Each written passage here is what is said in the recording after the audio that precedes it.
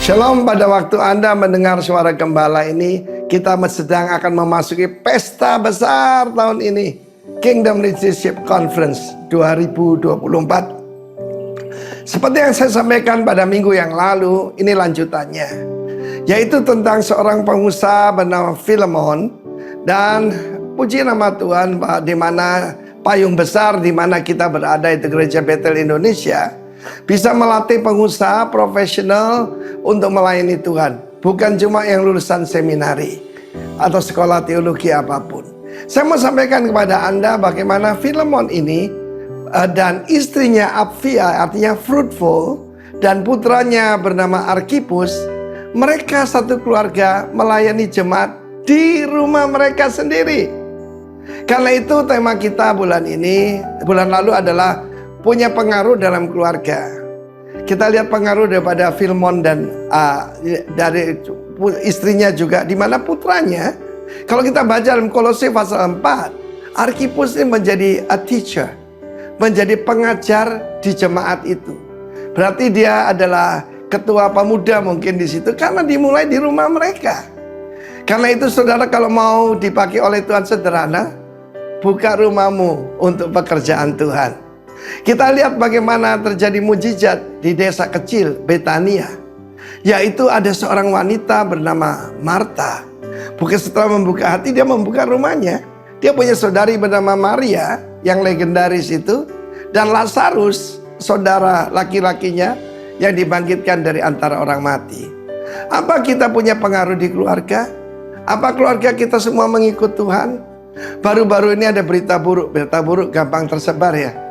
Bagaimana ada seorang hamba Tuhan yang sangat world renowned. Teman saya juga, saya sering menerjemahkan dia, dituntut cerai oleh istrinya kedua kalinya. Dulu pernah dituntut cerai, anugerah Tuhan dinikahkan kembali. Tapi ini kemudian dituntut cerai di pengadilan untuk kedua kalinya. How sad, begitu menyedihkan.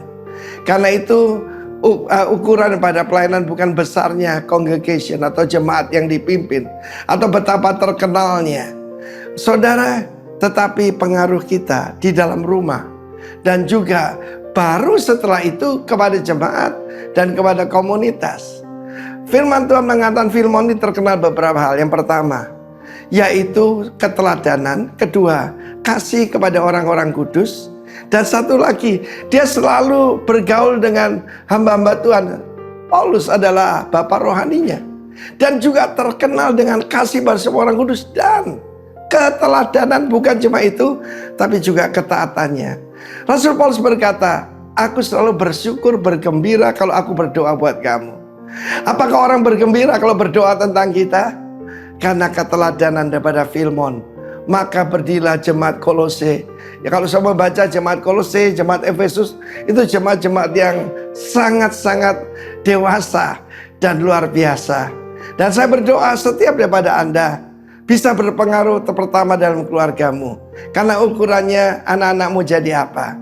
Yang kedua, bisa berpengaruh kepada jemaat di mana kita bergabung, dan satu lagi nanti kepada masyarakat.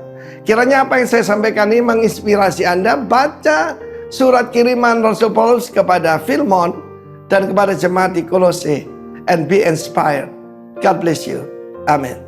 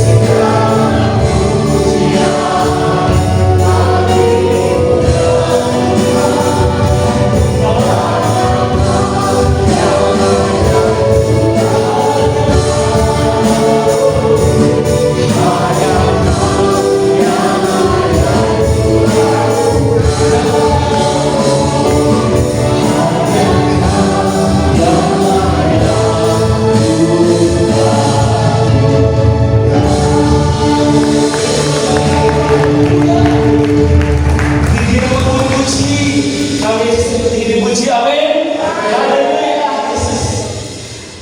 Kami masuk Tuhan berbangku dengan bersyukur. Haleluya.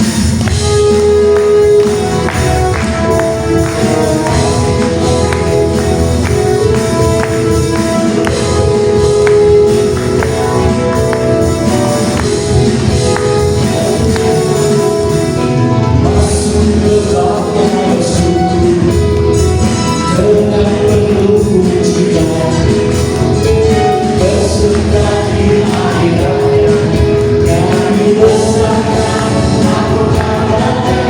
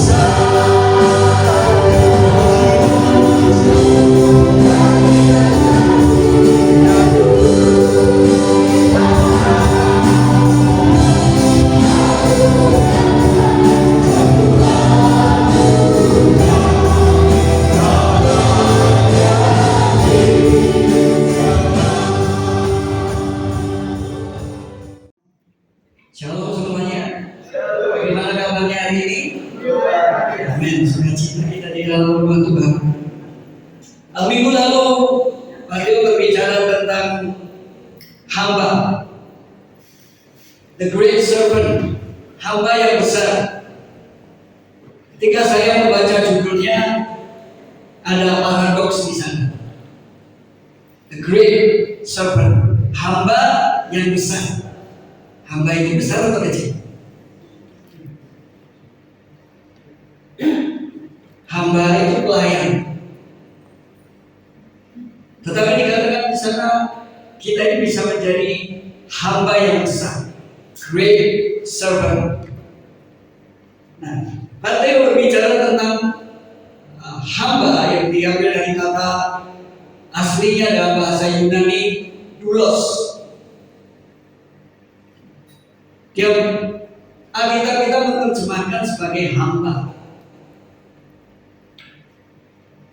Kalau kita belajar konteks di mana kita waktu ditulis, zaman waktu itu ditulis, makna doulos atau hamba itu jauh lebih daripada sekedar hamba atau pelayan. Karena seorang hamba itu bisa bersifat sukarela, voluntarily. Tetapi makna yang lebih dalam dari kata doulos adalah budak.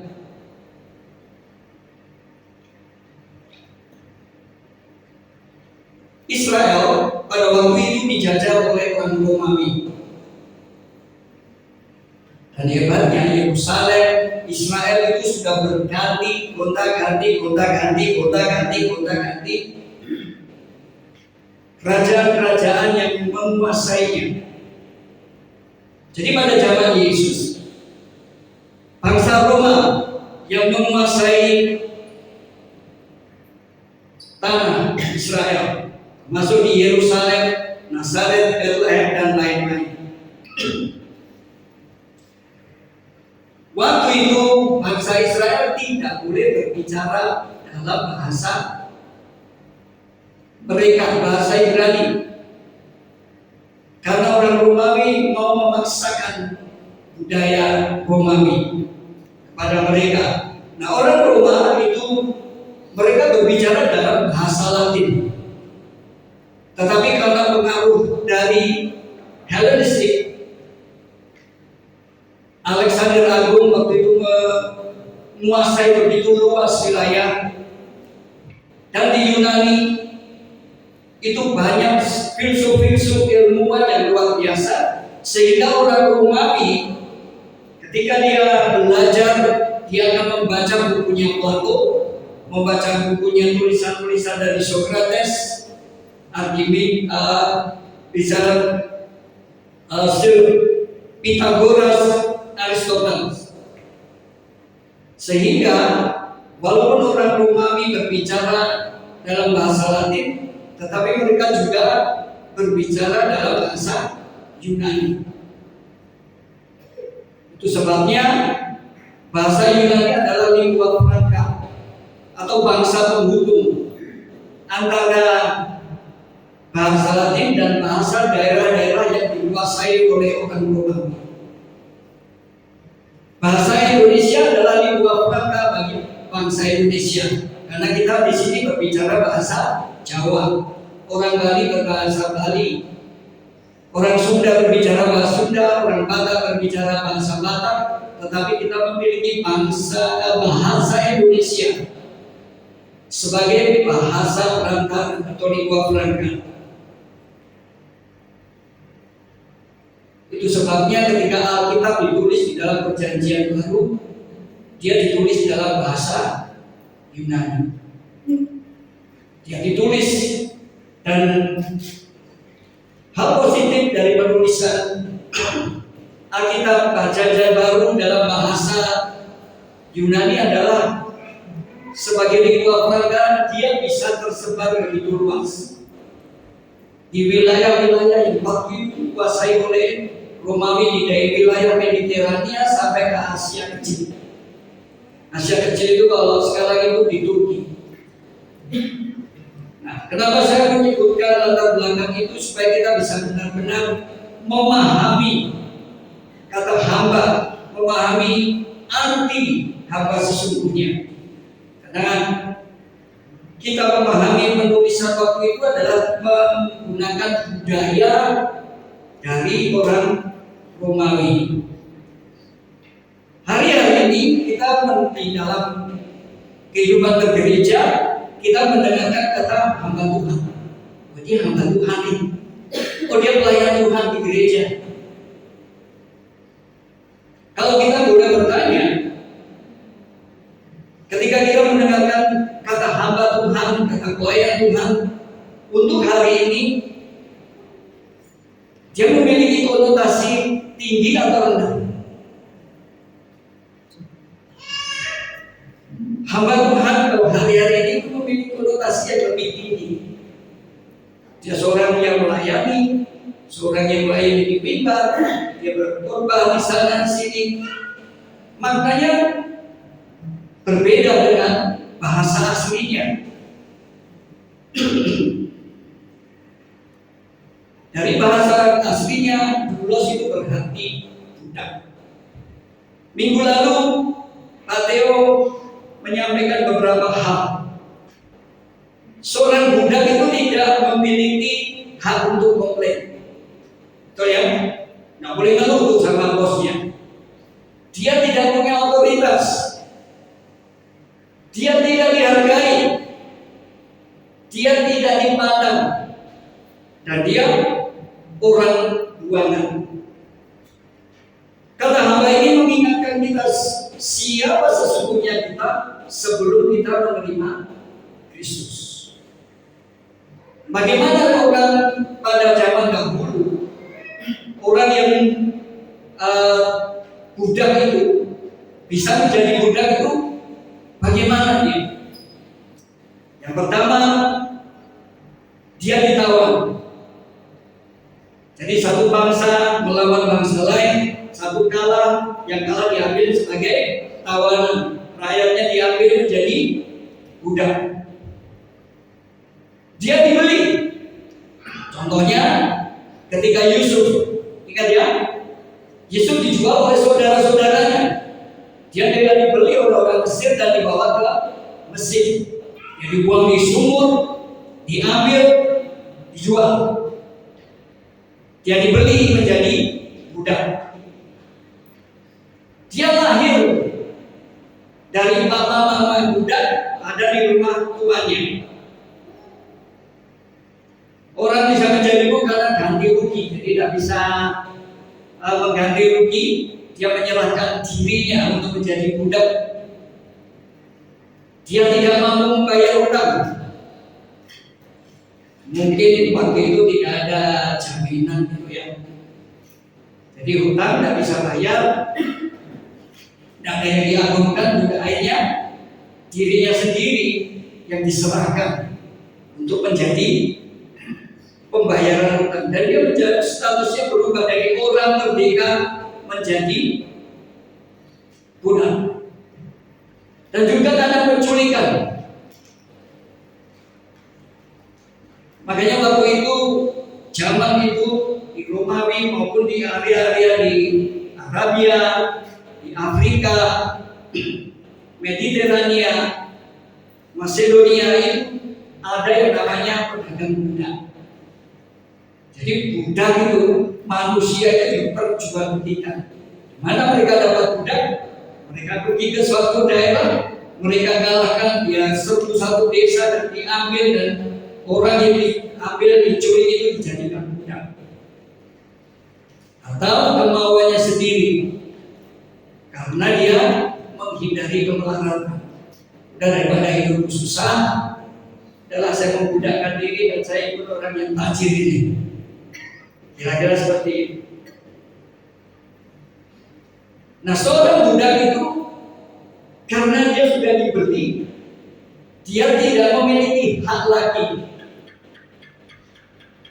Tadi dikatakan seorang budak itu tidak memiliki hak untuk komplain.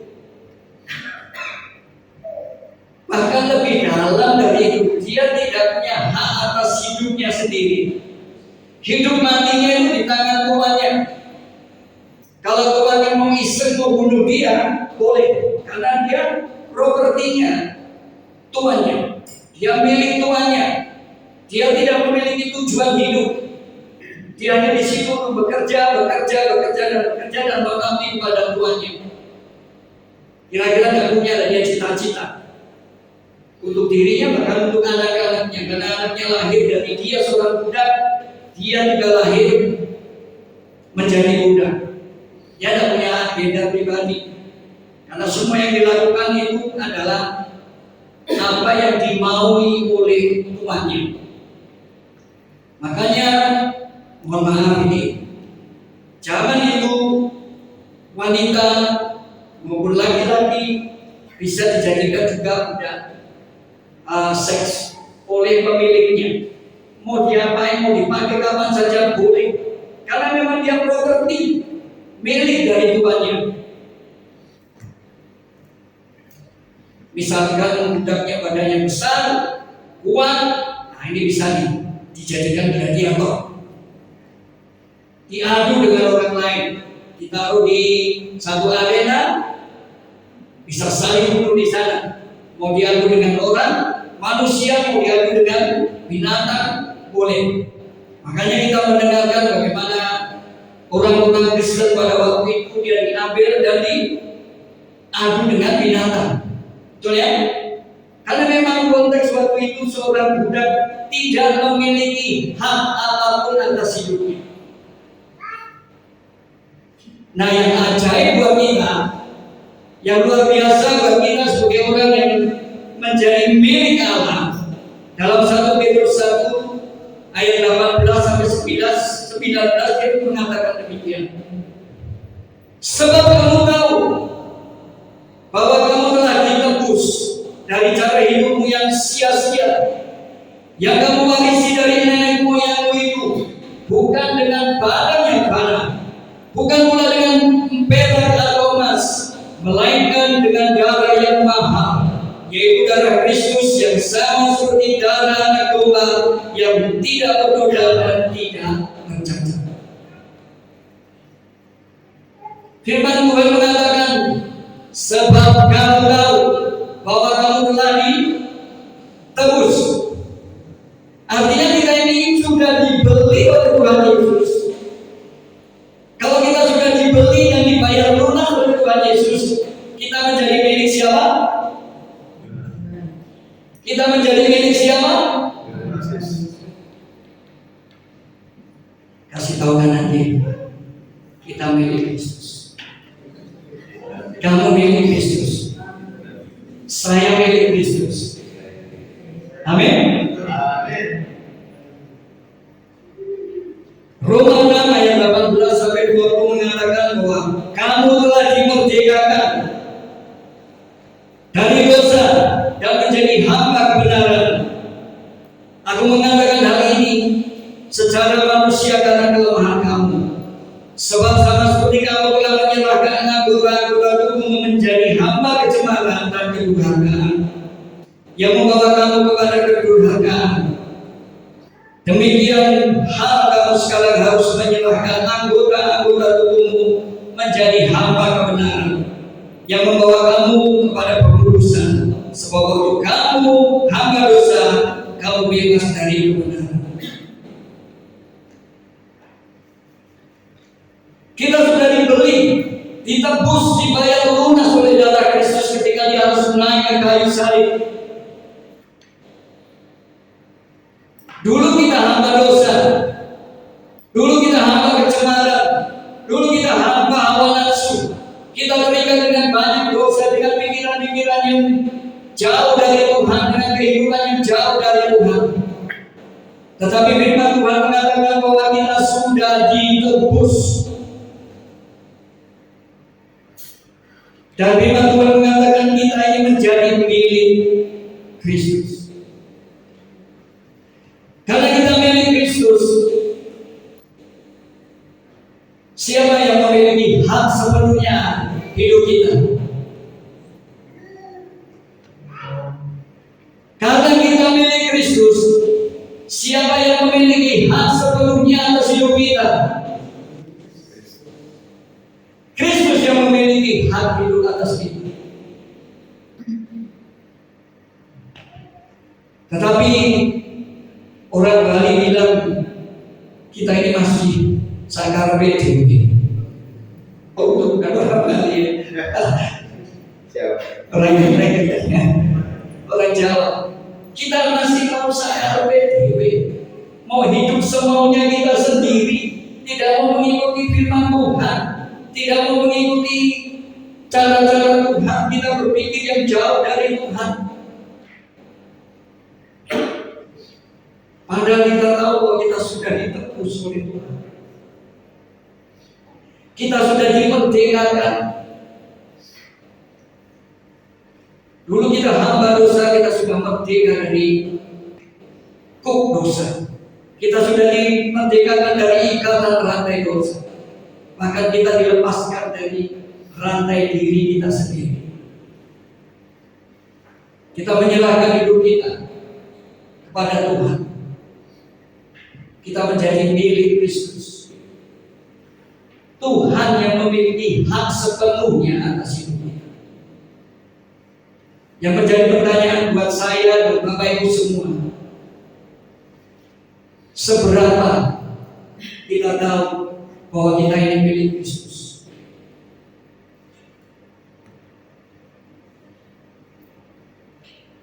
Kalau menyenangkan saya itu Kristus. Kalau tidak, tidak.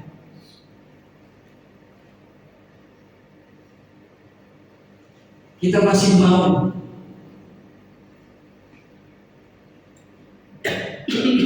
sakarnya diri. Roma 8 mengatakan ayat 15 sampai 18. Sebab kamu tidak menerima roh perbudakan yang membuat kamu menjadi takut lagi, tapi kamu telah menerima roh yang menjadikan kamu anak Allah. Oleh roh itu kita berseru, ya Allah, ya Bapa. Roh itu bersaksi bersama-sama dengan roh kita bahwa kita adalah anak-anak Allah. Kita sudah ditebus oleh Tuhan, diambil dan dibayar lunas. Kita menjadi miliknya Tuhan. Kita semestinya hidup menjadi budaknya Tuhan. Sebagai budak kita tidak memiliki hak atas hidup kita lagi. Kita mengikuti Tuhan kita, yaitu Tuhan yang mengasihi kita. Setiap hari kita menghidupi firman. Dan hidup kita harus memiliki tujuan. Dan tujuan hidup kita adalah tujuannya Allah, bukan tujuannya hidup kita sendiri. Beberapa waktu lalu dalam saya menyampaikan bahwa bangsa Israel sudah menerima janji Allah untuk masuk ke negeri yang berkelimpahan susu dan malu. Tetapi memang Tuhan tidak mau berhenti saja mereka masuk ke negeri yang berkelimpahan susu dan malu. Tuhan tidak mau memberkati kita hanya dengan berkat-berkat jasmani tanpa kita tahu bahwa tujuan akhir hidup kita itu kemana. Kita harus mengarahkan mata jasmani, mata rohani, pikiran kita semua kepada final destination. Tujuan utama kita yaitu di Bukit Sion yang lurus, di mana Tuhan bertahta. Amin. Tidak hanya berhenti sampai di situ. Tuhan sangat amat baik buat kita. Amin. Kita menjadi milik Tuhan, tetapi Tuhan tidak menjadikan kita budak saja. Tapi Tuhan menjadikan kita anak-anak Allah. Coba lihat samping kanannya, samping kirinya, coba lihat dulu. Ganteng, cantik, mereka anak-anak Allah. Amin. Amin. Kita adalah anak Allah. Amin. Dan Tuhan memanggil kita, menebus kita untuk menjadi anak-anak. dan kita menerima Roh yang memerdekakan kita.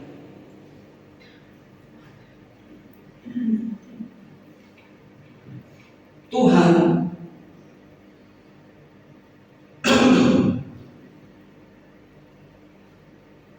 memberikan contoh yang terbaik tentang seorang hamba. Kita melihat teladan Paulus yang mengalami perjumpaan dengan Tuhan. Dia harus menjadi buta, dia tidak bisa melihat. Tapi yang luar biasanya kalau kita baca perikop itu, kita baca firman Tuhan itu, ya kan dia melihat cahaya terang dan dia menjadi buta. Tetapi di dalam kebutaannya dia belajar untuk mengenali siapa Kristus. Mengapa Tuhan mengizinkan dia buta? Karena seperti kita yang manusiawi ini, kita melihat banyak hal dalam kehidupan kita di sekeliling kita dengan mata jasmani kita. Betul? Tuhan mengizinkan dia buta, dia tidak bisa melihat sekitarnya kanan kiri. Tuhan sedang mematikan pandangan jasmaninya, dan Tuhan berurusan dengan indera dia yang lain. Tuhan berurusan dengan indera pendengarannya, dan dia belajar kebenaran firman. Tidak melihat dengan mata jasmani, tetapi dengan dia melihat dengan mata iman. Siapa Kristus yang dianiaya? Kita melihat bagaimana Petrus, semua murid Yesus mati karena menganiaya, kecuali Yohanes. Tetapi sebelum dia dibuang ke Pulau Patmos, dia juga direbus oleh orang Romawi. Jadi kita bayangkan kulitnya Yohanes seperti apa waktu itu. Murid-murid Kristus mereka adalah saksi yang melihat bagaimana Tuhan Yesus bekerja. Dia melihat ketuhanan Yesus, dia melihat kasih Kristus. Itu sebabnya mereka ada di dalam lingkaran murid Kristus, dan mereka mau mengorbankan hidupnya karena dia tahu hidupnya bukan milik dia lagi, tetapi Kristus yang ada di dalam dia, dan mereka tidak takut mati. Thomas mati di India, dan murid-murid yang lain mengabarkan Injil ke seluruh dunia, dan mereka melakukan itu karena mereka tahu bahwa mereka sudah ditebus dan mereka adalah hambanya Kristus. Hidup, Paulus mengatakan, hidupku bukan aku lagi, tetapi Yesus yang tinggal di dalam. Dia tahu bahwa hidupnya sudah ditebus dan dia tidak memiliki hak atas hidupnya lagi. Dia menyerahkan kehidupan sepenuhnya kepada Kristus. Dan kenapa mereka tahu? Karena Kristus sudah memberikan teladan yang tertinggi dari seorang hamba. Di kitab Filipi kita membaca Filipi pasal yang kedua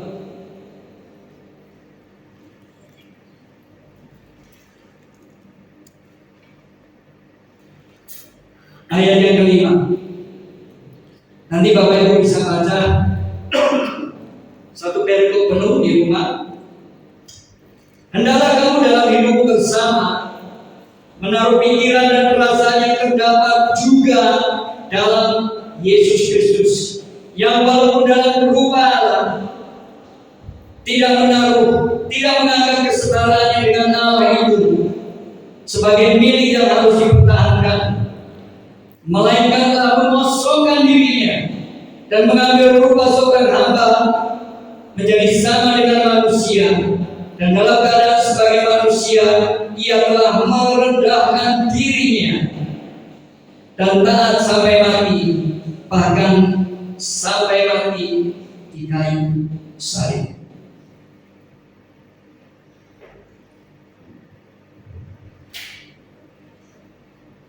Dia yang Allah, dia yang anak Allah, dia yang duduk di sebelah kanan kata Allah Bapa, mau turun ke dunia karena kasih-Nya buat kita. Amin. Dan dia merendahkan diri.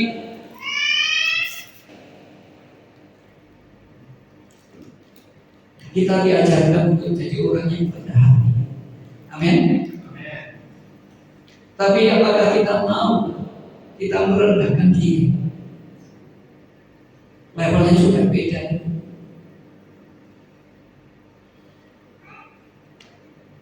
Baik untuk jadi orang yang rendah hati. Tapi apakah kita mau sungguh-sungguh mengikut Kristus dan merendahkan diri kita di hadapan Tuhan dan merendahkan diri kita di hadapan sesama? Masing-masing dari kita memiliki ego. Pokoknya, kalau sudah pokoknya berat, ya kan? Pokoknya sekali satu, dan pokoknya sudah pokoknya itu berikutnya udah main. Suami istri kalau sudah pokoknya berat, di dalam pelayanan kalau sudah pokoknya berat, dibutuhkan kerendahan hati. Bahkan kita mau merendahkan diri seperti Kristus. Dia yang ada di surga, di tempat yang maha tinggi, mau turun menjadi sama dengan kita, menjadi hamba. Bahkan dia mati kayu salib karena dia taat kepada Bapa. Dia mengosongkan dirinya.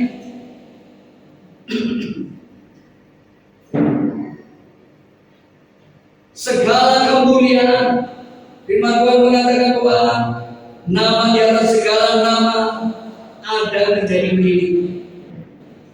Alkitab mengatakan dunia ini tidak jadi kalau Tuhan Yesus yang sang firman itu tidak menjadikannya.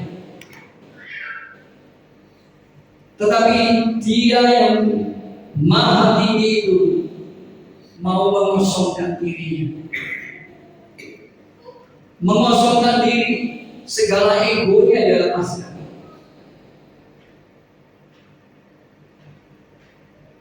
Itu sebabnya ketika dia berdoa di taman itu, kalau boleh cawan ini lalu daripada. Kalau boleh cawan dosa kita ini lalu daripada Yesus. Tapi bukan kehendakku yang jadi kata Tuhan, tapi biar kehendakmu yang jadi. Dan Dia menanggung semua cara dosa kita, cawan kelemahan kita. Dan Dia menanggungnya, mencurahkan darahnya untuk menebus kita. Dia merendahkan diri. Dia menganggap anak-anaknya lebih utama dari dia. Filipi 2 ayat yang ketiga, dan tidak mencari kepentingan sendiri atau pujian-pujian yang sia-sia. Sebaliknya adalah dengan rendah hati seorang menganggap yang lain lebih utama daripada dirinya sendiri. Tengok lagi kanan dirinya. Lihat kanan diri. Apakah kita mau belajar seperti Kristus? Yang lain lebih utama dari hidup kita sendiri. Dia mengosongkan dirinya, dia merendahkan diri. Kristus tidak punya agenda pribadi.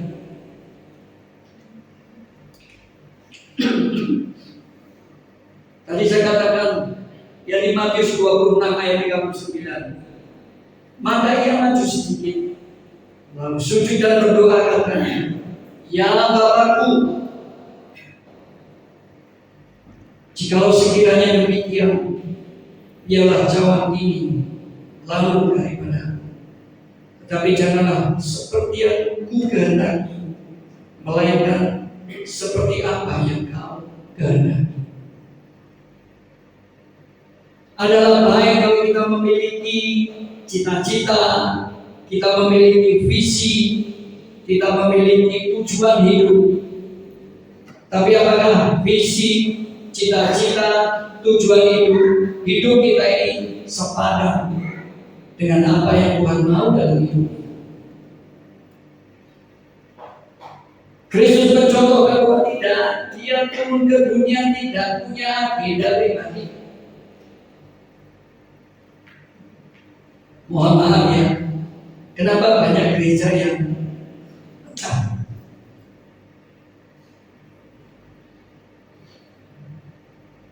Salah satunya adalah karena yang memecahkan diri memiliki agenda pribadi. Dan ketika agenda pribadinya tidak sejalan dengan agenda dari kepalanya,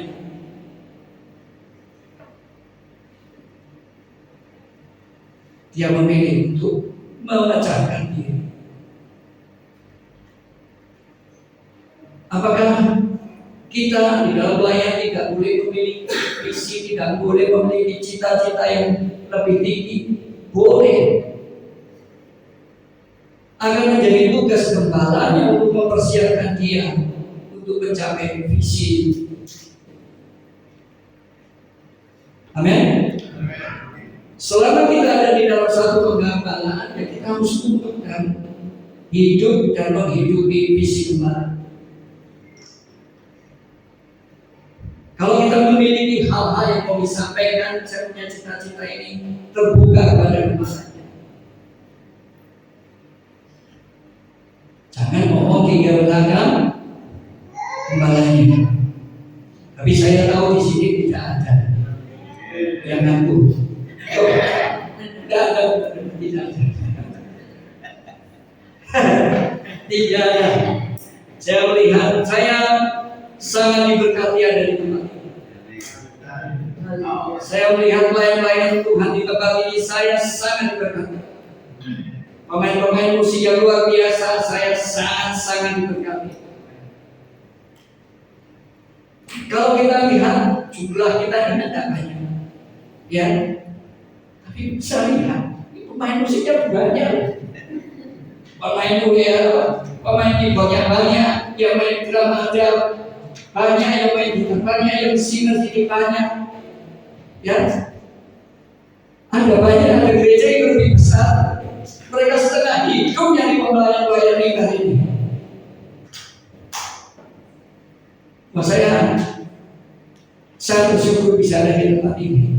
Amin. Dan saya pribadi sangat diberkati. Yesus taat kepada Bapaknya. Ia telah merendahkan dirinya dan taat sampai mati. Kita ini taat kalau ada maunya. Seringkali itu bukan kita saya.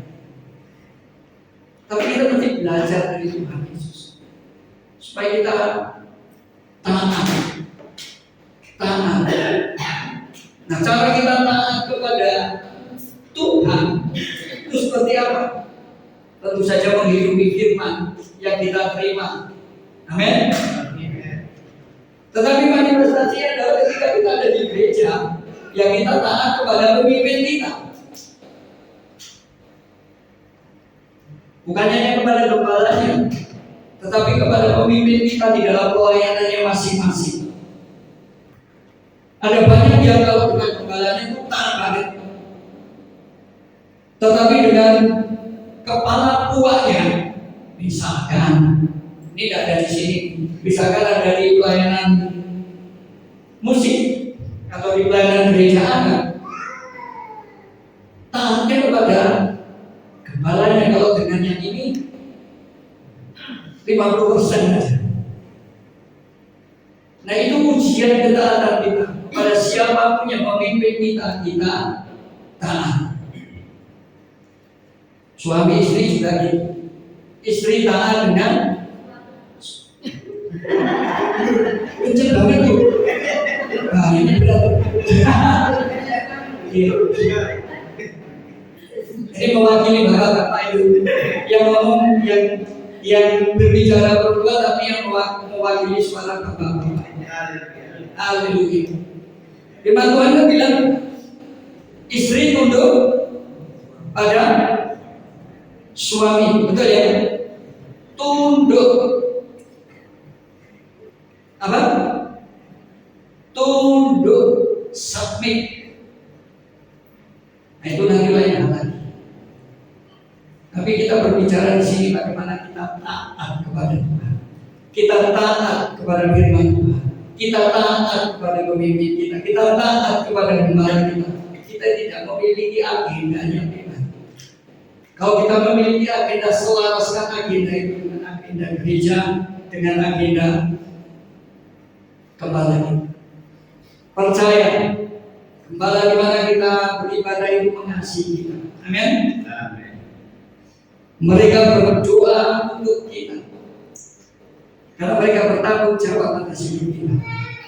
Amin. Mereka mengasihi kita lebih dari yang kita tahu. Walaupun kita merasa tidak ada, tapi percaya kasih mereka. Gitu. Ada kita. Yang berikutnya, karena itu sempurnakanlah sukacitaku ini, hendaklah kamu sehati sepikir dalam satu kasih, satu jiwa, satu tujuan. Ada kesatuan di dalam pelayanan kita, ada kesatuan. Kalau yang suka film perang, kita tahu nih, apalagi yang zaman dulu ya, locking shield. Jadi kalau kembali kita berbicara konteks orang Romawi, tentara Romawi itu ada legion, itu yang besar jumlahnya ribuan, tapi ada yang kecil-kecil. Ada satu kelompok kecil, mereka ada komandannya, mereka maju berperang dengan perisainya. Cara mereka berperang berbeda dengan cara Alexander Agung berperang. Pada waktu itu dengan Alexander Agung memilih dengan panah. Tetapi orang Romawi memilih dengan locking shield. Perisai satu dengan yang lain itu saling menguji. Ketika mereka diserang dengan panah, dengan tombak dari jarak jauh, komandannya akan berseru, "Tes dulu!" Kemudian mereka akan melindungi diri. Tes dulu itu kura-kura. Jadi mereka seperti kura-kura yang melindungi tentaranya. Makanya ketika kita ada di dalam pelayanan, di dalam rumah tangga, apa yang iblis akan coba hancurkan adalah kesatuan hati.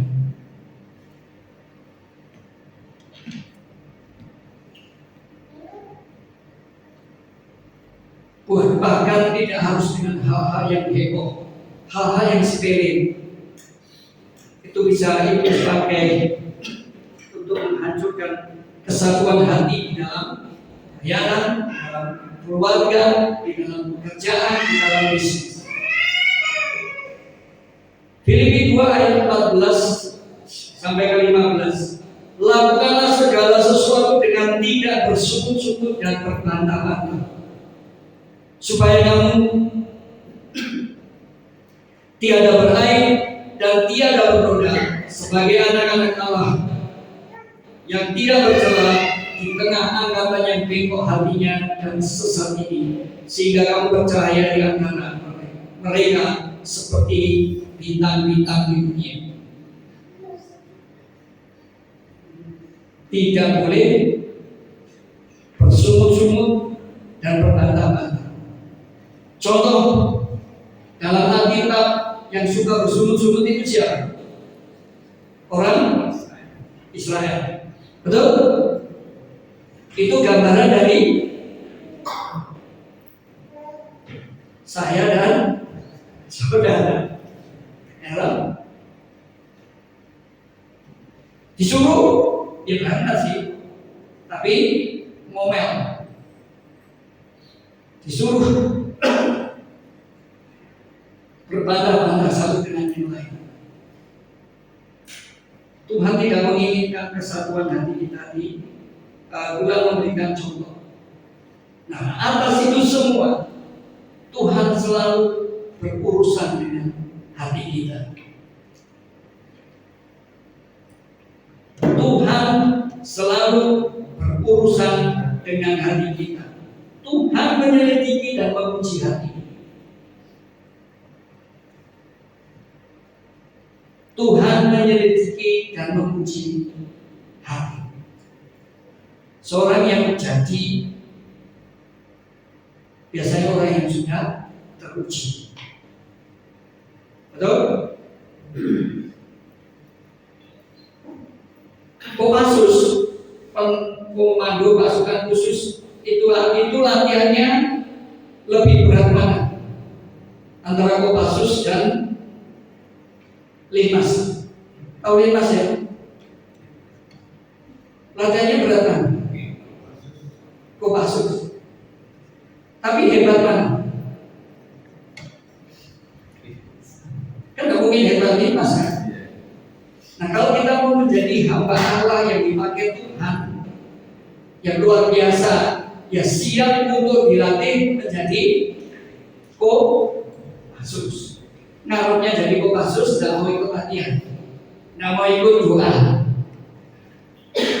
tidak mau ikut konser, tidak mau ikut pelayanan. Hello, itu kan maunya tinggi tapi tidak mau mengikuti tahap-tahapnya. Kenapa Tuhan berurusan dengan hati kita? Tuhan mau membentuk kita sedemikian rupa menjadi anak-anaknya. Kita sudah ditebus menjadi hamba, tetapi Tuhan mengangkat kita lebih tinggi dari hamba menjadi anak-anaknya. Karena Tuhan tahu kita. Tuhan tahu kita pribadi demi pribadi, seorang demi seorang Tuhan tahu. Yeremia 17 ayat yang 9 dan 10. Betapa liciknya hati, lebih licik daripada segala sesuatu. Hatinya sudah membatu. Siapakah yang dapat mengetahuinya? Aku Tuhan yang menyelidiki hati, yang menguji batin untuk memberi balasan kepada setiap orang setimpal dengan tingkah langkahnya, setimpal dengan hasil perbuatannya. Saya ulangi, betapa liciknya hati, lebih licik dari segala sesuatu. Hatinya sudah membatu. Siapa yang dapat mengetahuinya? Bahasa Inggris itu mengatakan bahwa hatinya itu licik, deceitful. Deceitful itu penuh tipu daya. Kalau dalam kitab bahasa Indonesia diterjemahkan hatinya sudah membatu. Terjemah bahasa Inggrisnya hati itu desperately wicked, sungguh-sungguh jahat. Makanya Paulus tahu siapa dirinya. Dia mengatakan yang baik yang aku pikirkan, tapi justru yang jahat yang aku lakukan. Sekelas Paulus ini masih bergumul dengan dirinya, apalagi sekelas saya, apalagi sekelas kita. Tetapi Tuhan mau berurusan dengan hati kita, dan Dia mengatakan Ia mau menyelidiki hati kita dan menguji kita. Hati kita akan terus diuji. Kerendahan hati kita akan terus diuji. Ketaatan kita akan terus diuji. Kesatuan hati kita akan terus diuji. Tunduknya kita kepada firman Tuhan akan terus diuji. Tuhan menguji. Markus 7 ayat 20 mengatakan, katanya lagi, apa yang keluar dari seseorang itulah yang menajiskannya. Sebab dari dalam, dari hati orang timbul segala pikiran yang jahat, percabulan, pencurian, pembunuhan, perzinahan, keserakahan, kejahatan, kelicikan, hawa nafsu, iri hati, hujat, kesombongan, kebebalan. Semua hal jahat ini timbul dari dalam dan menajiskan orang. Jadi sudah nature-nya kita, sudah menjadi sifat bawaan kita karena dosa Adam yang seorang itu menjadikan kita manusia yang memiliki sifat dosa. Firman Tuhan mengatakan, dari hati orang semua hal jahat ini timbul dari dalam. Iblis itu kan cuma tinggal kasih umpan saja toh.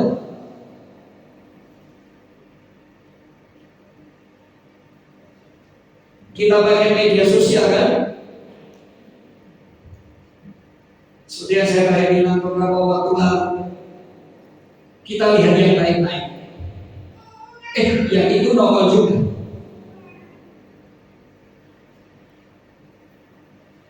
Pergumulannya ada di mana? Di dalam atau di luar? Di dalam. Jadi dosa itu sejauh satu klik saja. Yang alami cuma saya atau yang lain juga? Ya kan? Kitab Kejadian mengatakan dalam peristiwa Kain dan Habel, dosa itu mengintip di depan pintu. Mengintip di depan pintu. Itu sebabnya kita harus sungguh-sungguh menyerahkan hati dan hidup kita kepada Tuhan. Kita ini manusia yang lemah. Roh kita kuat, tapi daging lemah. Firman Tuhan tahu siapa kita. Sebabnya kita tadi firman Tuhan mengatakan hati kita itu licik, deceitful, penuh tipu daya. Hati kita itu jahat, bukan sekedar membantu, jahat, desperately wicked, sangat jahat. Itu sebabnya kita harus menyerahkan hati kita kepada Tuhan, mengizinkan Tuhan untuk berurusan dengan hati dan menguji kita. Yesaya 36 ayat 25 sampai 27. Aku akan menyerahkan kepadamu air jernih yang akan mentahirkan kamu dari segala kenajisanmu, dari semua berhala-berhalamu. Aku akan mentahirkan kamu. Ini firman Tuhan yang kita mesti catat, kita simpan bagi kamu. Akan memberi hati yang baru, new heart, hati yang baru, bahkan roh yang baru dalam batinmu. Dan aku akan menjauhkan dari hukummu segala hati yang keras, dan kuberikan kepadamu hati yang taat. Amin. Tuhan mau berurusan dengan kita. Dia terus menguji, Dia terus memeriksa, Dia terus menyelidiki, dan Tuhan mau memberikan kepada kita hati yang baru. 2 Korintus pasal 4 16. Sebab itu kami tidak tawar hati, Tetapi meskipun manusia lahiriah kami semakin merosot, namun manusia batiniah kami diperbaharui dari sehari ke sehari. Nah, kita mesti mengizinkan Tuhan untuk terus memperbaharui dan berurusan dengan hati kita, dengan hidup kita, day by day, setiap hari dari hari ke sehari. Amin. Amin. Amin. Yakin? Kalau Tuhan uji tidak mudah. Yakin? Oh, sudahlah itu aja. Bagi yang yakin. Yakin? Sudah mulai berkurang. Oh iya. Saya mudah pemain musik.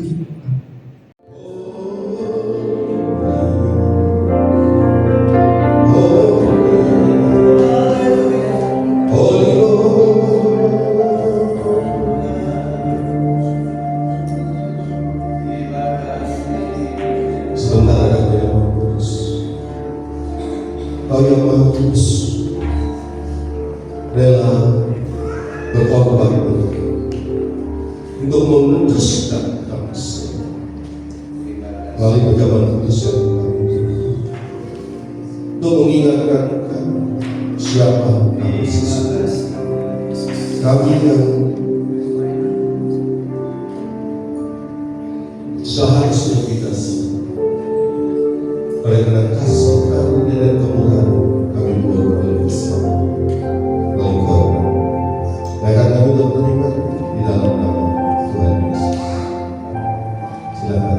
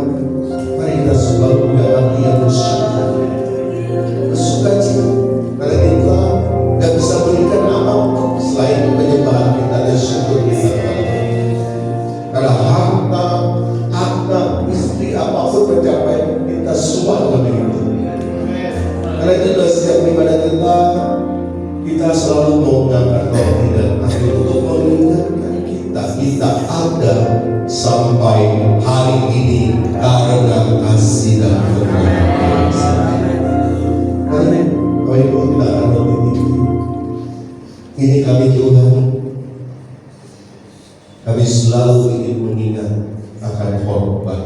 sempurna kasih. Kau tebus kami, kau selamatkan kami, kau ubah kami untuk menjadi orang-orang yang diberkati. Bukankah roti yang kita tinggikan ini benar-benar bukan persekutuan kita dengan tubuh Tuhan Yesus? Kami berdoa.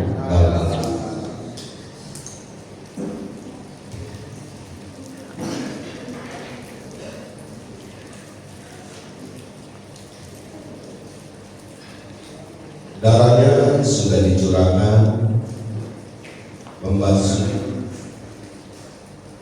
darah yang kudus dan tidak percaya, tidak berdosa, menghapus semua pelanggaran dan dosa kita. Kasih tahu. Bukankah cawan yang sore hari kita tinggikan, yang berisi anggur yang di atasnya kita mengucap syukur, ini benar-benar merupakan persekutuan kita dengan darah Tuhan Yesus yang tidak darah Tuhan Yesus.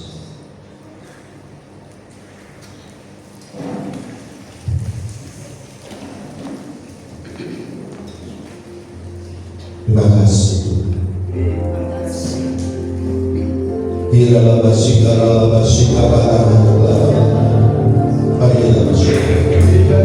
haleluya.